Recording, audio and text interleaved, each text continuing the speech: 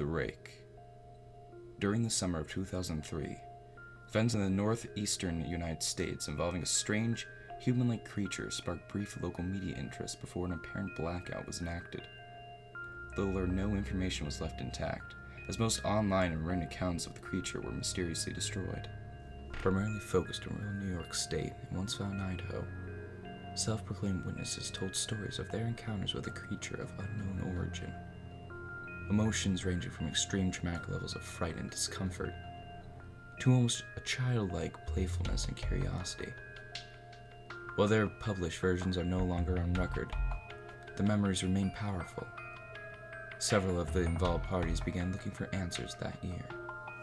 In early 2006, the collaboration accumulated nearly 24 documents dating between the 12th century and the present day, spanning 4 continents. In almost all cases, the stories were identical. I've been in contact with a member of this group and was able to get some excerpts from their upcoming book, A Suicide Note, 1964. As I prepare to take my life, I feel it necessary to assuage any guilt or pain I've introduced through this act.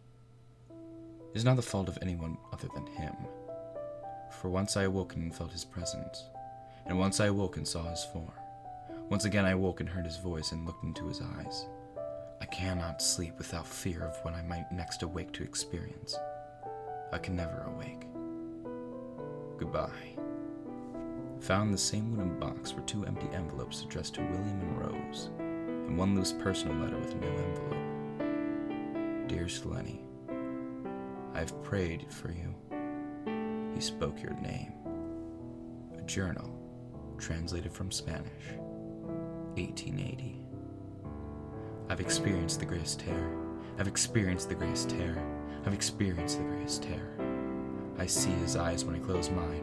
They are hollow, black. They saw me and pierced me. His wet hand. I will not sleep. His voice, unintelligible text. A mariner's log, 1691. He came to me in my sleep. From the foot of my bed, I felt a sensation. He took everything. We must return to England. We shall not return here again at the request of the Rake. From a witness, 2006. 3 years ago, I had just returned from a trip to Niagara Falls with my family for the 4th of July. We were all very exhausted after a long day of driving, so my husband and I put my kids right to bed and called it a night. At about 4 a.m., I woke up thinking my husband had gotten out of bed to use the restroom. I used the moment to steal back the sheets, only to wake him in the process. I apologized and told him that I thought he had gotten out of bed. When he turned to face me, he gasped and pulled his feet up from the end of the bed so quickly his knees almost knocked me out of the bed. He grabbed me and said nothing. After adjusting to the dark for about half a second, I was able to see what caused the strange reaction. At the foot of the bed, sitting and facing away from us, there was what appeared to be a naked man, or a large hairless dog of some sort. Its body position was disturbing and unnatural, as if it had been hit by a car. For some reason, I wasn't instantly frightened by it, but more concerned as to its condition.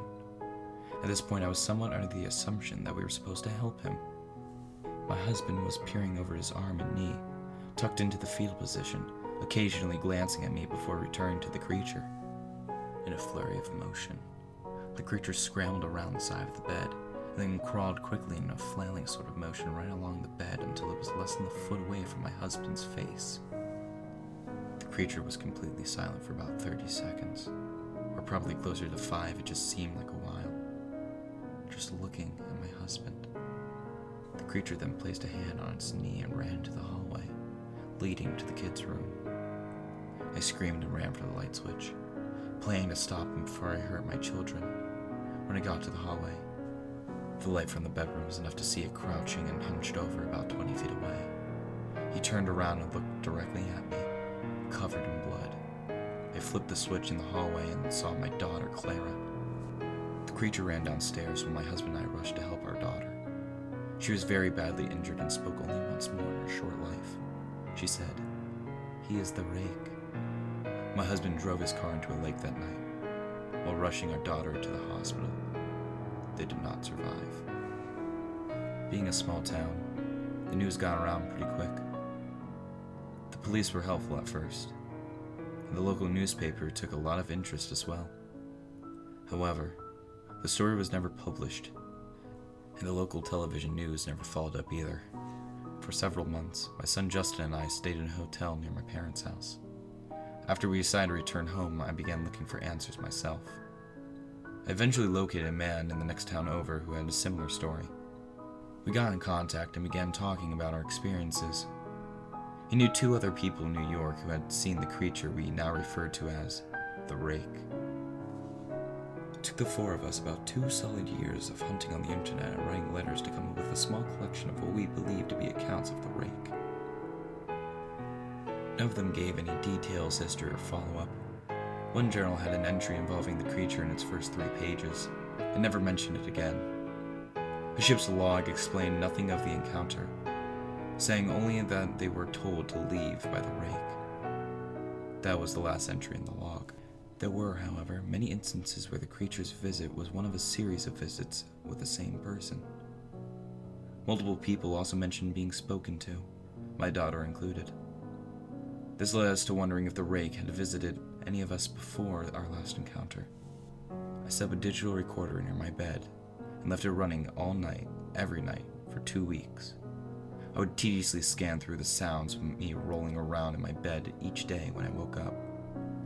By the end of the 2nd week, I was quite used to the occasional sound of sleep while blurring through the recording at 8 times the normal speed. This still took almost an hour every day. On the first day of the 3rd week, I thought I heard something different.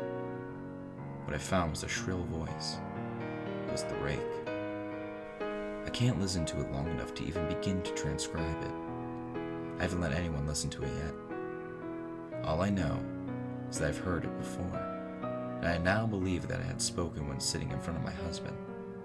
I don't remember hearing anything at the time, but for some reason, the voice on the recorder immediately brings me back to that moment. The thoughts that must have gone through my daughter's head make me very upset. I haven't seen the Rake since he ruined my life, but I know that he's been in my room while I sleep. I know, and fear, that one night I'll wake up to see him staring at me.